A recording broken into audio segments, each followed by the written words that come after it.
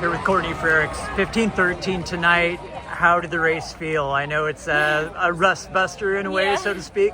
Yeah, to be honest, the first mile felt really great. I was like, okay, I think it could be one of those nights. And then we settled a bit and move was made, and very quickly my legs didn't have it. I think I came down with a bit of a cold this week, and we were hoping it was more like allergies. And you know, when there's not many opportunities, and I've missed so much racing over the last couple of years, you want to line up when you can. And so just to get through it, I'm proud of myself, and I'm really trying to carry the mindset that any race is a win no matter what, after everything I've gone through the last couple of years.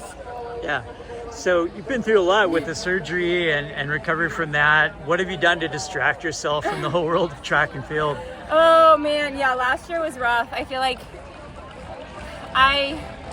during 23, when I was coming back from my ankle surgery and coming back from long COVID, I was still doing my master's degree, and that was a really nice distraction. And I ironically finished my master's program, gave my final presentation the same day that I tore my ACL, and it was like one of those moments where I was like, I need the distraction the most right now, and it's done. And thankfully, I had my family to really lean on during that time. My mom spent a significant amount of the summer in Park City with me. Just for the first 6 weeks after my surgery, I was unable to drive because I was my right leg, and it was so hard to be completely reliant on other people and to lose all your autonomy while everyone else the whole rest of what was my world was prepping for one of the biggest moments that only comes around every 4 years. And so I really kind of truthfully removed myself from the running world, and I went to college teammates' weddings that were in August that I wouldn't have been able to go to otherwise, and my husband and I went with one of our friends to Alaska, and we just tried to enjoy moments of life that we often miss because of the dedication to this sport. And I think that gave me the space to decide that I wanted to come back versus feeling like I had to come back, because I really considered being done. I think just so really all about hitting a big reset button, right? Yeah, exactly. And just like taking things day by day, and I think removing myself from running and being fully immersed and dedicated to my rehab and my comeback helped me to celebrate all the victories I was making, because I ended up off running for 5 months, and so those first runs were so far from glamorous, and I never thought 7:30 pace could feel so hard, but I had an incredible team around me of PTs and family and a support system that helped me really celebrate all those wins. And so what is your degree in? I got my master's in nutritional sciences.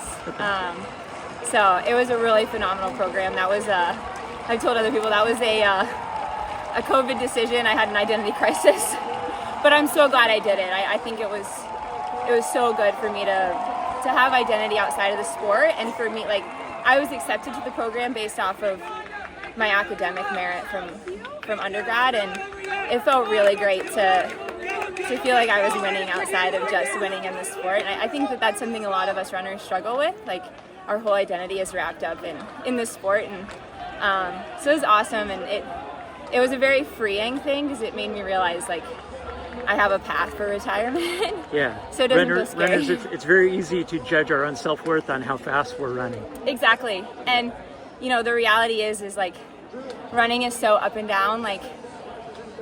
It just depends on the day, and the sport moves on really fast. And I feel like I learned that quickly, and as it should. It's ever evolving. Technology is constantly changing. We're constantly setting the bar higher, and so I think if you completely tie your self-worth to something in the sport, the end's going to come, and it's going to come crashing down. And so I think I'm really trying to lean into that this chapter too.